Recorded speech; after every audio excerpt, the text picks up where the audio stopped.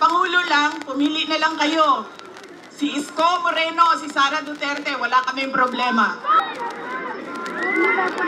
Bakit po ba lagi pabalik-balik o paulit-ulit ang problema ng ating bayan? Dahil po, paulit-ulit din yung ugali natin sa pagpili ng ating mga leader. Kung sino yung binoboto natin. Ngayong darating na halalan, marami ang nagtatanong, ano bang pwede naming gawin? Wala namang kaming pera, wala kaming makinarya, ordinaryong tao lang kami na nakatira sa gilid ng daan kung saang subdivision. Pero gusto namin na merong makitang pagbabago sa nangyayari at para sa ating bayan. Una po,